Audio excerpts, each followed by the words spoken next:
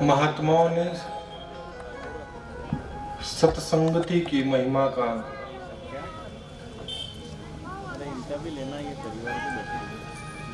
वर्णन करते हुए लिखा है कि संत नदी अरु प्रेम जल शीतल ब्रह्म विचार साधन होता परशुराम जल मरता संसार।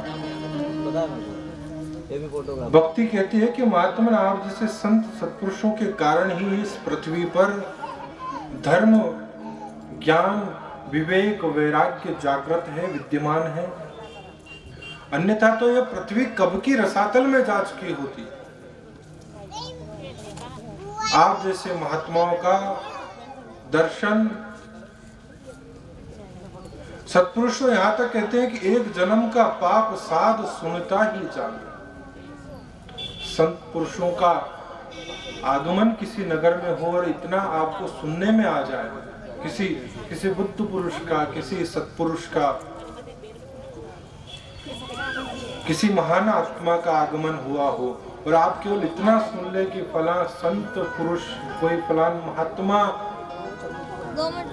उस नगर में आए हुए हैं, इतना सुनते ही आपके पाप शमन हो जाते हैं, पाप दूर हो जाते हैं। फिर नाम सुन लेने मात्र से यदि पापों की कटौती हो जाए तो उनके दर्शन, उनके सानिध्य, उनके वचनामृत श्रवण करने का कितना लाभ होता हो। नारद जी रुके तो परिचय पूछा कि आप कौन हैं, आपके साथ इतने सारे नौकर चाकर होते हुए भी आप इस प्रकार दुखी क्यों, आपके विषाद का, आपकी अप्रसन्नता का कारण क्या है। परिचय दिया, अहम भक्ति रति ख्याता इमो मैं तनयो मतो, मैं भक्ति हूँ। ये दोनों पुरुष जो दिखाई दे रहे हैं वृद्धता को प्राप्त हुए, दोनों मेरी संतान, ये मेरे बेटे हैं। नारद जी को बड़ा आश्चर्य हुआ, भला ऐसा कैसे हो सकता है कि माँ युवा और बेटे बूढ़े, ये स्थिति कैसे प्राप्त हुई। कहा, उत्पन्ना द्रविड़े साहम वृद्धि कर्नाटके गता क्वचिन क्वचिन महाराष्ट्रे गुर्जरे जीर्णताम गता। भगवान मेरा प्रादुर्भाव हुआ दक्षिण देश में, द्रविड़ प्रदेश के अंदर, कर्नाटक के अंदर में पली बड़ी, महाराष्ट्र में कहीं कहीं लोगों ने मुझे पूजा, मुझे पहचाना, मुझे प्राप्त करने की चेष्टा की, लेकिन यहाँ गुजरात में आते आते तो मैं जराजीर्ण हो गई। क्यों? क्योंकि तत्र गोले कलेर योगत पाखंडे खंडितांगता। अरे भगवान, गुजरात में भक्ति के नाम पर केवल पाखंड है, आडंबर है, झूठ है, दिखावा है, फरेब है, और यह सब इस कलयुग का प्रभाव है। जब से भगवान श्याम सुंदर इस धराधाम को छोड़कर गए, उसके पश्चात मेरे ग्राहक बहुत कम बचे। भक्ति के नाम पर केवल लोगों को ठगा जा रहा है, लोगों को गुमराह किया जा रहा है। वस्तुतः भक्ति दिखाई देती है लेकिन भक्ति है नहीं। जिसे धर्म का नाम दिया जा रहा है, जिसे केवल चोला पहनाया जा रहा है, उसके अंतरंग में यदि गौर किया जाए तो भाव कुछ और दिखेंगे। प्रमाण कई सारे खबरों में, समाचारों में आए दिन आप हम सभी सुनते रहते हैं। ये कलयुग का प्रभाव है।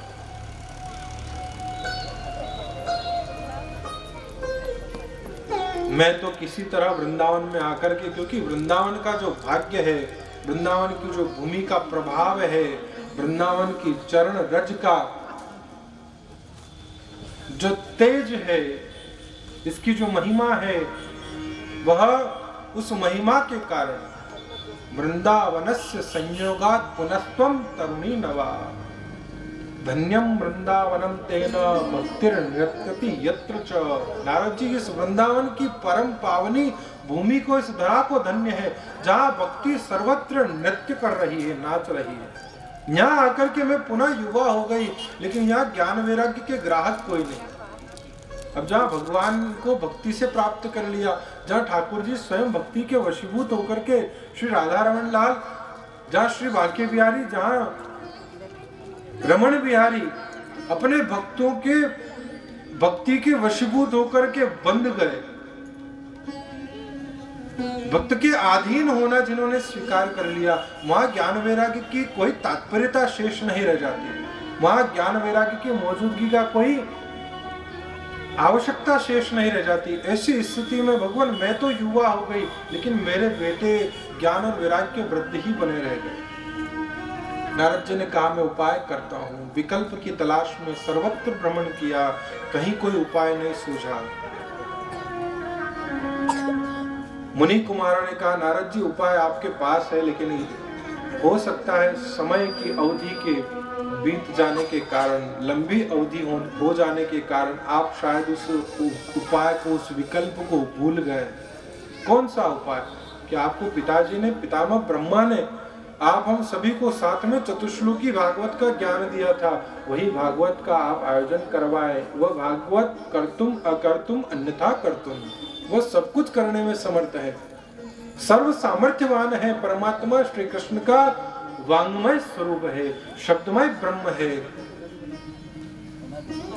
और त्वरित प्रभावकारी।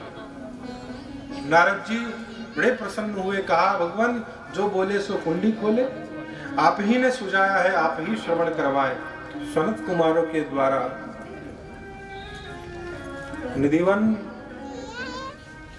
वह मधुकुंज यमुना तट पर श्रीमद् भागवत का पारायण सप्ताह का आयोजन किया गया।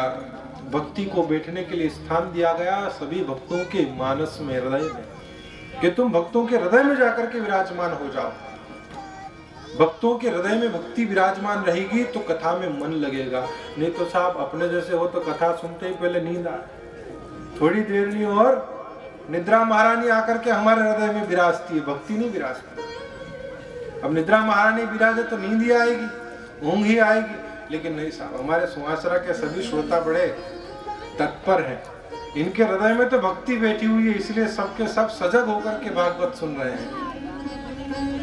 तो भक्ति को हृदय में आश्रम दिया गया, कथा सुनाई गई। 7 दिन के अंतराल के पश्चात वह ज्ञान और वृद्ध जो पहले वेद पाठ से, गीता पाठ से, शास्त्र पाठ से, यज्ञ हवन अनुष्ठान के समस्त सत्कर्मों के दान से भी उठ नहीं पाए, जागृत नहीं हो पाए, वह ज्ञान और वैराग्य भागवत सप्ताह के श्रवण मात्र से लहलहा उठे, चाक उठे, जागृत अवस्था को, मूर्छा को त्याग करके पुनः नवयौवन तरुण युवा तपस्वियों के स्वरूप में परिवर्तित होकर के नृत्य करने लगे हैं। श्री कृष्ण गोविंद हरे मुरारी, हे नाथ नारायण वासुदेवा। श्री कृष्ण गोविंद हरे मुरारी, हे नाथ नारायण वासुदेवा। श्री कृष्ण गोविंद हरे मुरारी, हे नाथ नारायण वासुदेवा। श्री कृष्ण गोविंद हे नाथ नारायण वासुदेवा। विद्वान स्वामी सखा हमारे, विद्वान स्वामी सखा हमारे, हे नाथ नारायण गोविंद हरे मुरारी, हे नाथ नारायण वासुदेवा।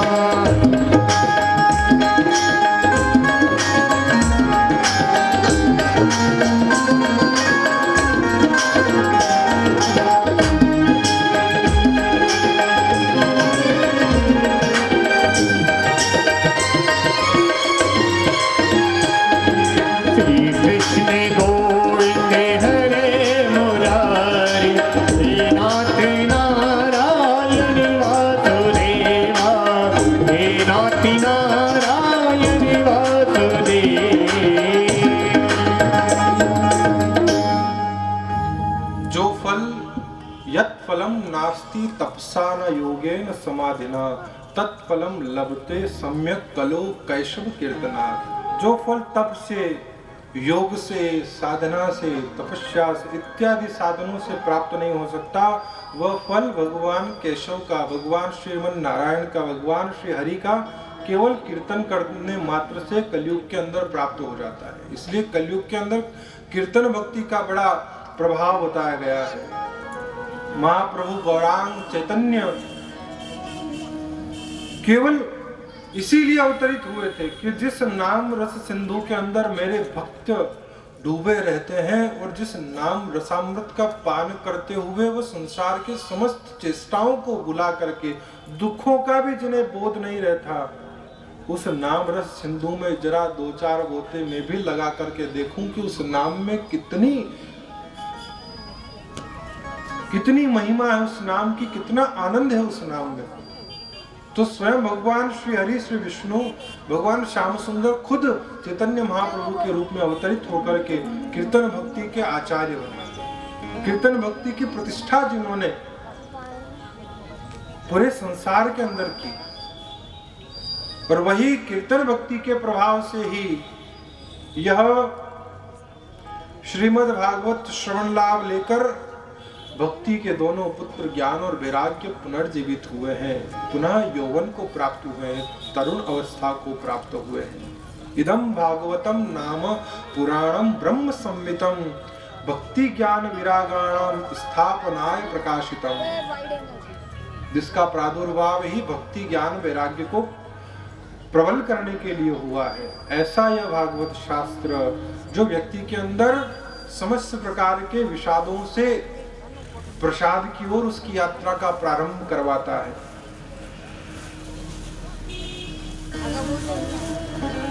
प्रसंग मिलता है जिसकी महिमा के लिए कि सदा सेव्या श्रीमद् भागवती कथा यस्या श्रवण मात्रेण मुक्ति करतले स्थिता, जिसको श्रवण करने मात्र से मुक्ति आपके करतल में आकर के स्थापित हो जाती है, वह श्रीमद् भागवती वार्ता। और कहा जाता है कि जिसके घर में भागवत ग्रंथ विराजमान हो, यदा कथा भागवतस्यापि नित्यम भवति यद ग्रहे, जहां जिसकी कथा का कुछ अंश मात्र भी श्रवण लाभ लिया जाता हो, पठन किया जाता हो, तद्ग्रह तीर्थ रूपम ही वस्ताम पापनाशनम, उसके घर में तो तीर्थ भी निवास करते हैं, और जहां तीर्थ निवास करे वहां फिर पाप ताप संताप किस प्रकार से भला निवास कर सके, वह रह सके, वह टिक पाए।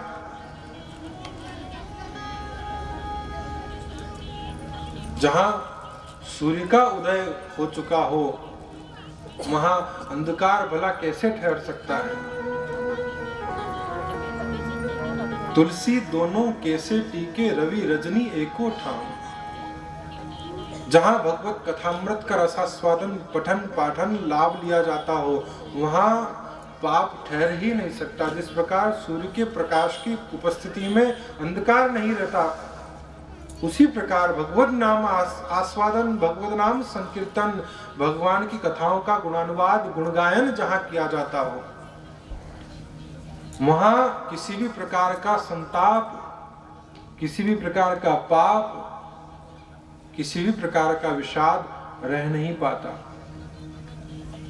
और कहा है कि एक घड़ी आधी घड़ी और आधी में पुण्याद है। भागवत कहती है श्लोकार्धम श्लोकपादम वा नित्यम भगवतोद्भवम पठयस्व स्वमुखेनैव यदिच्छसि परम गतिम, वह उस परम गति को प्राप्त करने का अधिकारी बन जाता है जो भागवत के श्लोकार्धम श्लोकपादम, वही एक घड़ी आधी घड़ी और आधी में पुण्याद, तुलसी संगत संत की हरे कोटि अपराध। तुंगभद्रा नदी के किनारे रहने वाले आत्मदेव ब्राह्मण अपने विषाद से परेशान होकर के नदी पर आत्महत्या करने के लिए गए थे, लेकिन संत ने आकर के रोका, पूछा क्यों ऐसा करना चाहते हो? महाराज संतान नहीं है। अरे तो संतान तो तुम्हारे अकेले के थोड़ी ना है, संसार में और भी ऐसे अन्य कई जीव अन्य कई प्राणी हैं जिनके कोई संतान नहीं।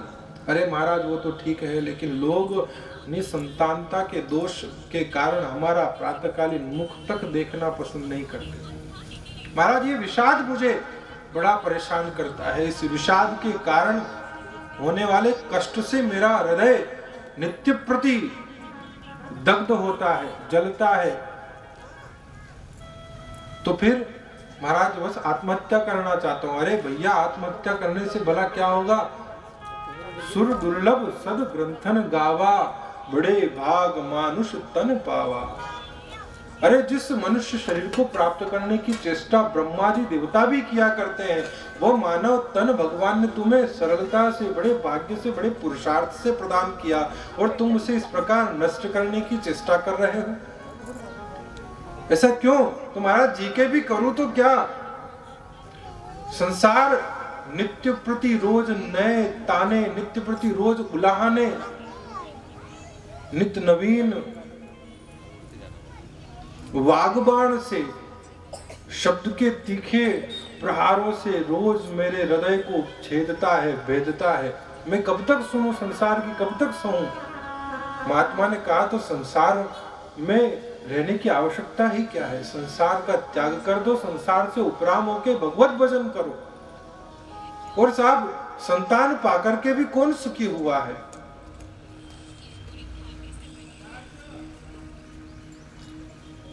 अयोध्या नरेश महाराज चक्रवर्ती सम्राट दशरथ की 4 संतान स्वयं प्रादुर्भूत हुए परब्रह्म अवतार लेकर, चतुर्व्यूह रूप में नारायण प्रकट हुए थे। वो महाराज दशरथ भी मृत्यु के समय एक भी बेटे का मुंह नहीं देख सके। चारों के चारों बेटे चारों खानों में थे, चारों दिशाओं में बटे हुए थे। अयोध्या नरेश थे। भगवान जिसका बेटा बन करके आया, वो पिता भी मरते समय अपने एक भी बेटे का मुख नहीं देख पाया। तो फिर तुम्हारे जैसे यदि कोई ब्राह्मण के निसंतान है तो क्या फर्क पड़ जाएगा? संतान पाकर के भी संतान से होने वाला सुख यदि प्राप्त नहीं कर पाए, तो संतान होने के उपरांत तो वो संतान तुम्हारे लिए दुखदाई बन जाएगी। संतान यदि सुयोग्य हो तो वह घर स्वर्ग के समान है, लेकिन यदि अयोग्य हो जाए, आज्ञा का उल्लंघन करने वाली हो जाए, तो उससे बढ़कर के संसार में नरक और कहीं नहीं है साहब। उससे बढ़कर के दुखी इंसान और कोई नहीं। महात्मा ने बड़ी समझाने की चेष्टा करी, लेकिन पुत्र प्राप्ति के व्यामोह में मोह ही है जो एक व्यूह की तरह, एक भंवर की तरह व्यक्ति को अंदर खींचता है। उससे बाहर उभरने का जितना प्रयास किया जाए उतना अंदर खींचता है। महात्मा ने तो समझाया, लेकिन आत्मदेव संतुष्ट नहीं हुए। कहा, महाराज आप जैसे सत्पुरुष तो कुछ भी कर सकते हैं, आप कृपा करें। महात्मा ने कहा, यदि भाग्य में ही ना हो तो मैं कहां से संतान दे दूंगा? कि नहीं, महात्माओं के तप में, उनकी साधना में, उनके भजन में इतना बल होता है, इतना पराक्रम होता है कि परमात्मा के भी लिखे हुए को एक बार तो मिटा दे, बदल दे। महात्मा ने कृपा करके फल प्रदान किया, लेकिन आत्मदेव ब्राह्मण जितना सद्व्यवहार सद्विचारवान था, उसकी पत्नी उतनी ही दुर्व्यवहार दुर्विचारों से ग्रसित थी। नाम के अनुसार बुद्धि भी वैसी ही धुंधली थी। फल जो दिया महात्मा ने प्रसाद स्वरूप अपनी पत्नी को खिलाने के लिए, पत्नी ने पति को अंधविश्वासी मान करके वह फल गाय को खिला दिया। नाटक रचा गया गर्भवती होने का, अपनी बहन की हुई संतान को खरीद करके लाया गया, नाम रख दिया धुंधकारी। आत्मदेव ब्राह्मण की संतान तो गोकर्ण हुए। जो महात्मा के प्रसाद स्वरूप फल जो था, वो फल गाय को खिलाया तो गाय ने भी एक संतान को जन्म दिया। बछड़ा होता है लेकिन लड़का हुआ। कान गाय के समान थे, नाम रखा गोकर्ण। परम ज्ञानवान, परम वैराग्यवान, तितिक्षावान हुए, क्योंकि महात्मा के प्रसाद से जिनका जन्म हुआ था। और छल से, कपट से जिसे लाया गया, वह उम्र बढ़ने के साथ साथ छल और कपट पूर्ण व्यवहार करने वाला बना। नाम धुंधकारी था, दिन रात उधम द्वंद मचाता रहता।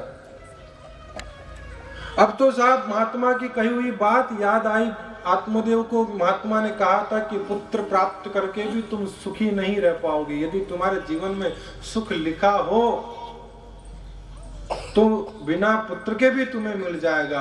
और यदि सुख नहीं लिखा हो तो पुत्र प्राप्त करने के बाद भी दुख ज्यों का त्यों बना रहे।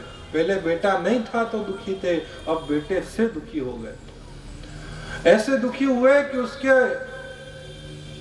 कर्मों से परेशान होकर एक दिन गोकर्ण जी ने उनसे कहा, महात्मा का प्रसाद था तो ज्ञानवान था, विवेकवान था, पिता के ज्ञान का उदयकरण करवाया। अरे पिताजी, आप तो त्रिकाल संध्या करने वाले सदाचारवान वेदपाठी ब्राह्मण होते हुए भी एक पुत्र से इस प्रकार से व्यामोहित होते हुए उसमें सुख की चेष्टा कर रहे हैं। अरे सच्चा शाश्वत सुख तो भगवान के भजन में है, क्यों घर के इस माया जाल में आवृत होकर के परेशान हो रहे हो? त्याग कर दो। जो वस्तु आपको दुख दे रही हो, भलाई उसी में है कि उस वस्तु का त्याग कर दिया जाए। उसे पकड़े रहना आपके दुख को बढ़ाती रहेगी। अपने बेटे के द्वारा दिए हुए उस ज्ञान को धारण करके आत्मदेव तो चले गए जंगल में, वानप्रस्थी बन करके भगवत भजन करने लगे। इधर गोकर्ण जी ने भी देखा कि भाई अनाचारी, दुराचारी, पापाचारी, अत्याचारी, अधर्म परायण है, असद व्यवहार करने वाला है, लोगों को दुख देने वाला, त्रास देने वाला है, तो आप भी पिता के पीछे पीछे घर छोड़ करके चले गए तीर्थाटन करने के लिए, तीर्थ यात्रा करने के लिए। इधर माँ को त्रास देने लगा, मारने पीटने लगा, पैसे के लिए कई प्रकार से पीड़ा देने लगा, कष्ट देने लगा। एक दिन अपने ही कर्मों का प्रतिफल मान करके मां ने भी कुएं में कूद करके जान दी। अब तो यह परम स्वतंत्र, स्वच्छंद, उद्दंड, मनमाना आचरण करने लगा। 5 स्त्रियों के साथ में निवास करते हुए चोरी चकारी, लूट खसोट सब करके धन ला करके इकट्ठा करके उन्हें देता। एक दिन इन स्त्रियों ने मन में विचार किया कि यह जो धन लाता है, कहीं किसी ने शिकायत कर दी राजा के सिपाहियों के द्वारा, यदि इसे पकड़ लिया गया, बंदी बना लिया गया, तो इसके साथ साथ हमें भी सजा मिलेगी। रात्रि के समय खूब मदिरा पिला करके इसे खूब लाठी डंडों से पीटा गया। घायल अवस्था में पलंग से बांध करके गरम गरम अंगारों से जो है इसके मुंह को दर्द करके इसकी जो है हत्या कर दी। असमय अकाल मृत्यु हुई, असदगति में पहुंचा, दुर्गति हुई, प्रेत पिशाच बन करके घर के आंगन में 4 दीवारों में भटकता है, रोता है। रात को लोग उस क्षेत्र में आना पसंद नहीं करते, डरते हैं, भय खाते हैं। गोकर्ण जी को जब समाचार मिला कि धुंधकारी असमय अकाल मृत्यु को प्राप्त हो गया, तो उसके उद्धार के लिए गया जी में जाकर के पिंडदान, तर्पण इत्यादि क्रियाएं करवाई, बलिवेश्वदेव यज्ञ करवाया और घूमते हुए वापस भ्रमण करते हुए अपने गांव के उसी बाहर घर के आंगन के वृक्ष के नीचे रात्रि में निवास करते हुए भगवत भजन कर रहे थे। यस्याम या निशा पश्य सर्वभूतानां यस्याम जागृति संयमी। जो संसार के लिए सोने का समय होता है, उस समय कोई संत महात्मा बैठ करके भजन किया करते हैं। ये संत है, सत्पुरुष है गोकर्ण। सारा संसार, सारा नगर सोया हुआ है और आप वृक्ष के नीचे बैठकर भजन कर रहे हैं। त्रास देने के लिए भांति भांति के रूप बना करके प्रकट होता है, कभी भैंसे का, कभी अग्नि का, कभी बवंडर का, कभी चक्रवात इत्यादि के रूप में आकर के डराने की चेष्टा करी। लेकिन आत्माराम में रमण करने वाले परम निर्भय परमात्मा का नाम स्मरण करने वाले गोकर्ण जी ने जब देखा कि कोई अतृप्त आत्मा है, परिचय पूछा कि कौन हो। पाप कर्म इतने हैं कि बोल नहीं पा रहा है। स्थिति देखी तो हाथ में जल लेकर के नामस्मरण करते हुए छिटका, कुछ कर्म शमन हुए। तब कहा, मैं आपका भाई धुंधकारी। बड़ा आश्चर्य हुआ, अरे मैंने तुम्हारे लिए तो गया जी में पितृतर्पण, पिंडदान इत्यादि सभी क्रियाएं तुम्हारी सदगति के लिए कर चुका हूं, अभी तक तुम प्रेत बने हो। महाराज, कर्म ही इतने चिंगटे पाप हैं। साधारण वस्त्र, गंदला वस्त्र यदि जल में डुबो करके 2-3 बार ऊपर नीचे किया जाए तो उसका कुछ मेल, कुछ विकार कम हो जाता है, धुल जाता है, पानी गंदा हो जाएगा। आपके पास कुछ साधन नहीं हो तो पानी में निकाल करके भी कपड़े सुखा दो, थोड़े से उजले हो जाएंगे। साधन है तो साबुन इत्यादि से आप ब्रश रगड़ करके साफ कर लोगे।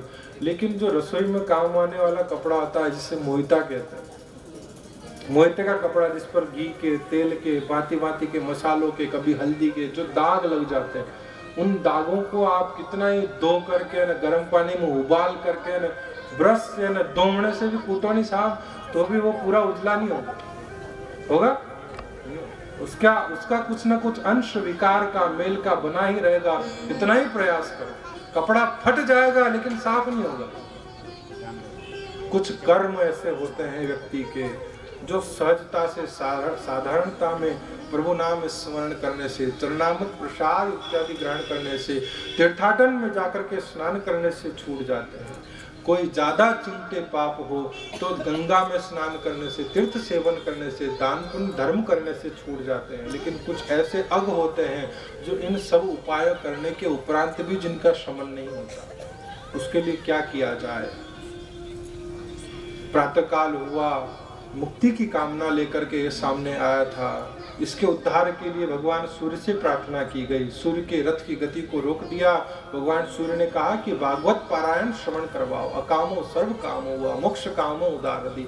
एकमात्र भागवत ऐसा ग्रंथ है जो अकाम और सकाम और मोक्ष काम तीनों कामनाओं को, तीनों इच्छाओं को, तीनों आकांक्षाओं को पूरा करने के लिए सर्वसमर्थ है।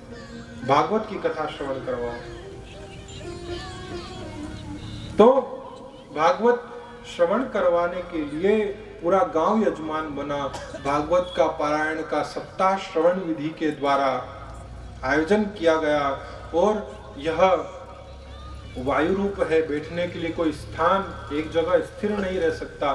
तो 7 पेरी का, 7 गांठ का एक बांस, उसके पेरी के उस पोले भाग में, रिक्त भाग के अंदर इसे स्थान दिया गया कि तुम इसमें बैठ करके वायु रूप होकर के कथा श्रवण कर। उस बांस की उस पेरी में बैठ करके यह धुंधकारी नित्य प्रति कथा श्रवण करता। और एक एक दिन की कथा के साथ साथ एक एक बांस की गांठ अपने आप स्वतः उसके अंदर छिद्र होकर के वो फटती जाती। 7 दिन की कथा बड़ी तल्लीनता से श्रवण करी। और 7 दिन की कथा समाप्ति के विश्राम के उपरांत वह पूरा बांस फट करके अलग हुआ। उसमें से धुंधकारी जो यह पिशाच शरीर में था, यह परम दिव्य रूप धारण करके, पिशाच शरीर से मुक्त होकर के, प्रेत योनि से छूट करके यह दिव्य देहधारी बनकर भगवान के पार्षद वैकुंठ से आकर के इसे विमान में बिठा करके ले जाते हैं। बोल भागवत महापुराण की। योगात गर्जती सप्ताहो ध्याना ज्ञानांच गर्जती। कलयुग के अंदर सप्ताह श्रवण का विशेष महात्म यहाँ पर इस भागवत के महात्म्य के माध्यम से बताया गया है कि 7 दिन में धुंधकारी का उद्धार हो गया। गांव वालों ने कहा, महाराज कथा तो हमने भी सुनी थी, लेकिन विमान अकेले धुंधकारी के लिए क्यों आया? गोकर्ण जी ने भगवान के पार्षदों से पूछा कि आप अकेले धुंधकारी के लिए विमान लेकर के आए? सुनने वाले तो सबके सब ये गांववासी भी थे, प्रजाजन भी थे, इन्होंने ही भागवत का आयोजन करवाया। और आयोजन के करवाने वाले इन समस्त ग्रामवासियों के लिए विमान नहीं आया, सुनने वाले धुंधकारी के लिए आया। भगवान के पार्षदों ने कहा कि इन्होंने केवल सुना था और धुंधकारी ने श्रवण किया था। महिमा नाम प्रताप की सुनो श्रवण चितला, ये 2 क्रियाएं हैं जो मैंने आपको प्रारंभ में निवेदन किया था कि सुनना और श्रवण करना दोनों अलग है। सुनना हमारे कानों तक सीमित है, सुनना हमारे कानों तक सीमित है। शब्द जा रहे हैं, कर्णेंद्रियों का अपना स्वाभाविक कर्म है। आपका ध्यान नहीं है तो भी शब्द आपके कानों में प्रवेश कर रहे हैं। आप उस शब्द पर ध्यान दे ना दे ये आपकी अपना निर्णय, ये आपकी अपनी विवेक। लेकिन शब्द तो कानों के द्वारा प्रवेश कर रहे हैं, ये सुनना हो गया। श्रवण करना, ध्यान पूर्वक उन शब्दों को अपने चित्त में आत्मसात करना, फिर चित्त लाए, उन्हें अंदर उतारना। और उसके बाद जो उतारा गया है जैसे पशु होते हैं ना, पशु जो जुगाली करने वाले चीज, गाय भैंस इत्यादि, ये अपने आहार को एक बार में जितना खाना उतना सब खा लेते हैं। फिर उसके बाद में आपने देखा होगा कि बैठे बैठे गाय भैंस जुगाली किया करती है, मुंह चलता रहता है, देखा होगा आपको। विज्ञान कहता है कि गाय भैंसे जो चौपाया पशु, जो चबाने वाले, जो जुगाली करने वाले, उनका एक आमाशय नहीं होता। हमारे सबके एक पेनक्रियाज, एक आमाशय, उनके 5 पेनक्रियाज होते हैं, ये साइंस कहता है।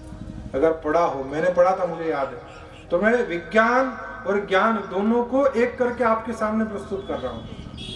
विज्ञान भी कहती है और ज्ञान भी यह कह रहा है कि जिस प्रकार से वो पशु जुगाली करता है, उसी प्रकार से ज्ञान की भी, सत्संग की, सुनी हुई वार्ताओं की, कथा की, भगवान की महिमा की भी जुगाली की जानी चाहिए। एक बार में सीधा अंदर नहीं उतरता। इसकी जुगाली करोगे तो यह पचने में सरल होगा, सुगम होगा, सुपाच्य होगा। तो इस धुंधकारी ने उस ज्ञान की जुगाली करी। जुगाली माने कि जो सुना दिन भर में कथा, वह कथा सुनकर के इसने रात्रि भर बैठ करके उस कथा का चिंतन किया। वह सोया नहीं, इधर उधर गया नहीं, उसी जगह स्थित रहकर, उसी पंडाल में, उसी बांस की पेरी में बैठा बैठा रात भर भगवान की उस कथा का चिंतन किया करता था कि क्या कथा कही, कथा का सार क्या था, कथा का आशय क्या था, भाव क्या था। तो इसके 7 दिन और 7 रात पूर्ण रूपेण भक्ति में ही व्यतीत हुए, भगवान की कथा के चिंतन में ही व्यतीत हुए। इसलिए इसके लिए विमान आया। और ये बाकी सब तो यहाँ सुना अनसुना करके उठ करके गए ना, सब अपने अपने घर में, कोई झाड़ू लगा रहा है, कोई पोछा लगा रहा है, कोई चौका बुहा रहा है, कोई भोजन बना रहा है, कोई पाणत कर रहा है, कोई खेती पे जा रहा है, कोई जो है लहसुन चौक रहा है, कोई कांदे बो रहा है। ये सब अपने अपने काम में जाकर के संलग्न हो गए। कथा तो कथा के पंडाल तक में ही रह गई सीमित। घर तो खाली हाथ गए कि महाराज कपड़े झाटक करके जा रहे हैं, कथा का अगर थोड़ा बहुत भी कुछ रह गया हो तो वो भी यहीं जड़ जाए, वो भी यहीं जड़ जाए। तो इसलिए इनके लिए विमान नहीं आया। सबको अपनी गलती का एहसास हुआ, भूल का पश्चाताप हुआ। सबने कहा प्रभु गोकर्ण जी से निवेदन किया कि एक बार और आप कथा सुना। यह कथा श्रवण करने की विधि सिखाती है भागवत, कि सुना तो जाए लेकिन सुनने के साथ श्रवण किया जाए। कैसे श्रवण करना है? प्रथम स्कंद अधिकारी स्कंद है, जो हमें अधिकार प्रदान करता है, ठाकुर जी की कथा श्रवण करने की योग्यता दिलाता है, पात्रता लाता है। जब तक पात्रता नहीं होगी तब तक मिलने वाला वह परम तत्व हमारे अंदर ठहरेगा नहीं। ये तो वह शेरनी का दूध है जिसे केवल सोने के बर्तन में ही ठहराया जा सकता है। शेरनी के दूध को या तो शेरनी का बच्चा ले सकता है, या यदि आप उसे किसी अन्य धातु में ठहराने की, लेने की, ग्रहण करने की यदि प्रयास भी करेंगे, कोशिश भी करेंगे, तो वो पात्र फट जाएगा। हीरे का भी पात्र बना करके यदि शेरनी का दूध उसमें उतारा जाए तो वह हीरा भी तड़क जाएगा। ये शेरनी के दूध का प्रभाव। केवल स्वर्ण, शुद्ध सोना ही, परिपक्व विशुद्ध स्वर्ण ही इस पात्रता को धारण करता है। उस पात्रता के योग्य है कि जिस पात्र के अंदर शेरनी का दूध झेला जा सके, लिया जा सके। तो यह भगवान की कथा भी वह परिशुद्ध शेरनी के दूध के समान है, जिसे विशुद्ध हृदय से ही, आप्तकाम हृदय से ही, निर्मल मन से ही प्राप्त किया जा सकता है, इसे धारण किया जा सकता है। 3 प्रकार के पात्र होते हैं। एक तो पात्र होता है पूरा भरा हुआ, एक पात्र होता है खाली भी है लेकिन जिसके अंदर छेद है, एक पात्र होता है जो खाली भी है जिसमें छेद भी नहीं है लेकिन ऊंधा रखा हुआ है। अब साहब ये तीनों पात्र में से कोई भी पात्र काम का है? भरा हुआ पात्र में यदि भरा जाएगा तो जो भरी जाने वाली वस्तु है वह सब बाहर रह जाएगी। अब दूसरा पात्र खाली भी है, सीधा भी रखा हुआ है लेकिन छिद्र है। इस कान से सुनी ने इस कान से निकाल दी, वो कथा भी किसी काम की नहीं। और एक पात्र है, खाली भी है, छिद्र नहीं लेकिन औंधा रखा हुआ है। अर्थात औंधा माने कि हम यहाँ बैठे तो कथा में है लेकिन मन घर पे ही रख करके आए हैं। शरीर से कथा में है लेकिन मन चेष्टा कर रहा है घरे कई वही लाड़िए दूध गरम करियो होगा कि नहीं, नानो दुकान पे बैठो है कि नहीं, वो कूड़ा पीते आयो कि नहीं। अब ये सारी चेष्टा हमारा मन यहाँ बैठे बैठे कर रहा है तो वह उल्टा रखे हुए पात्र के समान है। बैठे तो सत्संग में है लेकिन मन कहीं और विचरण कर रहा है। अब इन तीनों में से तीनों स्थितियां हमारे लिए काम की नहीं। महात्माओं ने बताया कि पात्र सीधा हो, छेद भी ना हो, ऐसा पात्र काम का है। खाली हो, संसार जिसमें पहले से भरा हुआ हो, भगवान की कथा नहीं ठहरती। संत दर्श को जाइए तज माया अभिमान। माया और अभिमान घर पर रख करके आए, सीधे मन से बैठे, मन परमात्मा के चरणों में, मन भगवान की कथा में लगा हुआ रहे। कथा यहाँ से सुने और सीधा अंदर उतर जाए, वो पात्रता हमारी काम की है। तो कथा हमें पात्रता देती है, हमें सुपात्र बनाती है, हमें सुयोग्य बनाती है, ताकि जिसमें परमात्मा आकर के अपना निवास कर सके, अपना आसन स्थापित कर सके। तो यह भागवत का महात्म्य, यह धुंधकारी गोकर्ण का संवाद हमें इसी बात की ओर लक्षित करता है, निर्देशित करता है कि मन यदि हो, कथा यदि सुनने का भाव हो, तो वह धुंधकारी की तरह जिसमें प्रेत होकर के भी, अधम शरीर था, अधम योनि थी। यह भागवत के लिए कोई बाध्यता नहीं, कोई प्रतिबद्धता नहीं है कि साहब ऊंचा कुल हो, ने फला फला जन्म का हो, ने फला फला नगर का हो, ने फला फला जाति का हो, वही भगवान की कथा सुन सके। नहीं, यहाँ तो प्रेत का भी जो है सुनने से उद्धार हुआ है। यह सबके लिए सर्वत्र समदर्शन की भावना से युक्त श्रीमद् भागवत का यह परम पावन दिव्य चारु चरित्र प्रसंग हम आज के पश्चात 3 दिन तक और श्रवण करने का, सप्ताह श्रवण का जो है हमारा लाभ यहाँ पर प्रारंभ होने जा रहा है। तो 7 दिन तक यह संवाद, यह चर्चा, यह प्रसंग आप हम सभी भगवती वार्ता के माध्यम से यहाँ आनंद लाभ लेते हुए इसका श्रवण लाभ लेंगे। इसे श्रवण करने का सौभाग्य प्राप्त करने का अधिकार आप हम सभी प्राप्त करेंगे। और इसी के साथ यह आज का कथानक, आज का प्रसंग भागवत के श्रवण के महात्मा के माध्यम से विश्राम लेने की ओर है। और कल कथा शुभारंभ करते हुए भगवान कपिल का अवतार इत्यादि के जो प्रसंग है हम श्रवण लाभ लेने का पुरुषार्थ करेंगे। बोलिए कृष्णचंद्र भगवान की जय, भागवत महापुराण की जय।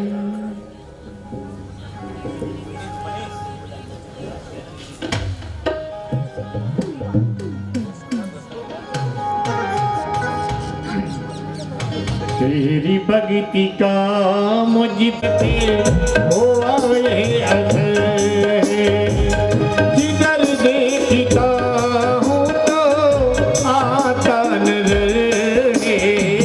तेरी भक्ति का मुझ पे हो आए असर है, तेरी भक्ति का।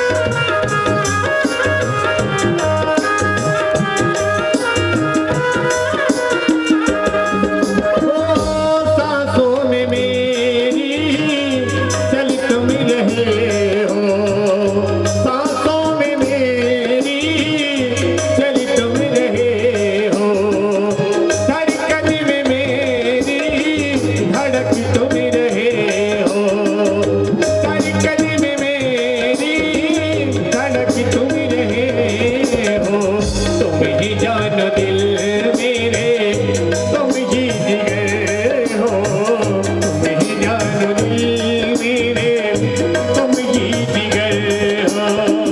किधर देखता हूँ तो आता नजर है, तेरी भक्ति का मुझ पे हो आए असर है, तेरी भक्ति का मुझ पे हो आए।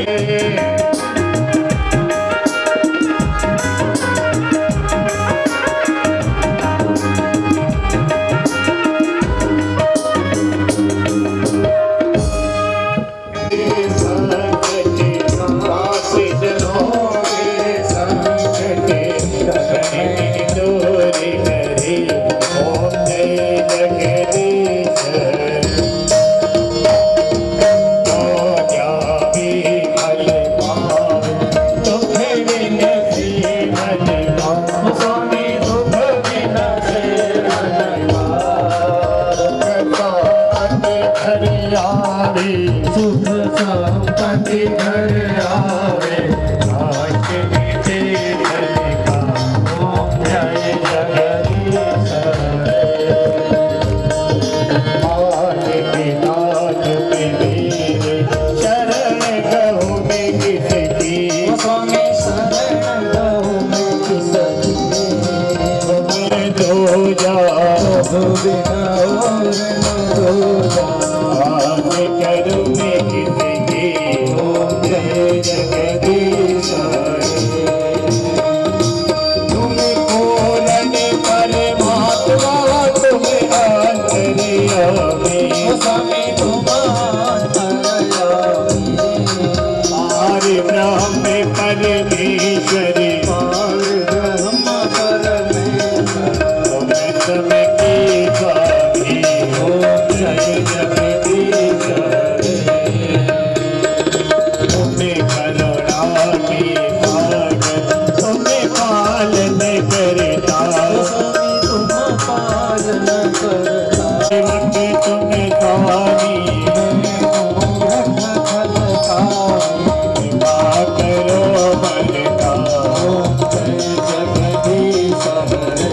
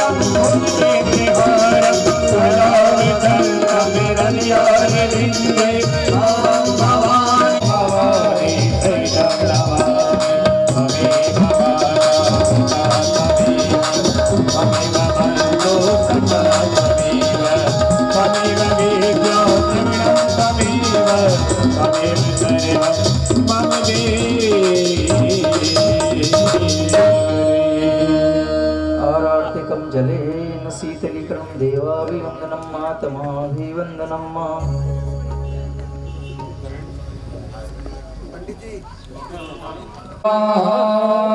ॐ एकदन्ताय विद्महे वक्रतुण्डाय धीमहि तन्नो दन्ती प्रचोदयात्। ॐ तत्पुरुषाय विद्महे महादेवाय धीमहि तन्नो रुद्रः प्रचोदयात्। ॐ नारायणाय विद्महे च धीमहि तन्नो देवी प्रचोदयात्। ॐ भास्कराय च विद्महे दिवाकराय च धीमहि तन्नो सूर्यः प्रचोदयात्। ॐ अंजनी गर्भाय विद्महे वायुपुत्राय धीमहि तन्नो हनुमत् प्रचोदयात्। ॐ ज्ञानगंगाय च विद्महे महापुराणाय च धीमहि तन्नो श्रीमद्भागवत प्रचोदयात्। श्रीवन्तिकाम्बुलचम्पकपाटलाब्जे पुण्णाङ्गजातिकर विरसालपुष्पे सुगन्धि पुष्पाणि यथा कालोद्भवानि च पुष्पाञ्जलि मया कृत्यं गृहाणां परमेश्वर। मंद पुष्पांजलि समर्पयामि। पुष्प को फेंके नहीं कोई, यहाँ करके चढ़ाए या कोई पात्र उसमें डाले। सभी अपनी जगह पर एक प्रदक्षिणा करें। ओम सप्ताशासन परिधि स्त्री सप्त सविनहातता देवाय धीम तन्वान अवधन पुरकम पशुम। बोले भागवत भगवान की। स्वामी जी श्री रामचरण जी महाराज की। स्वामी जी श्री द्वारिकादास जी महाराज की। स्वामी जी श्री डिग्राम जी महाराज की। सदगुरु देव की। सत्य सनातन धर्म की। अपने अपने माता पिता गुरुदेव की। सभी भक्त और भगवान की। सभी प्रेम से बोले राम जी राम राम महाराज। ज्ञानी होना प्रसाद लेकर के ही फिर अपने गंतव्य बता करके देखो मेरे को बता करके देखो। बड़ा ही दयालु है आके बिहारी। बड़ा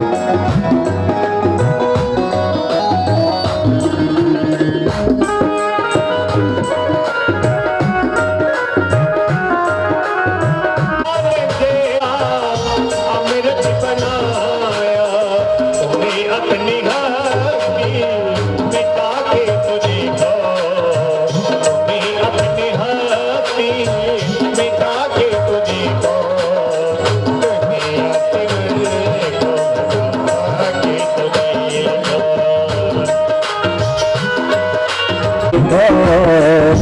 मेरे को दिल में बता के तो देखो। दुनिया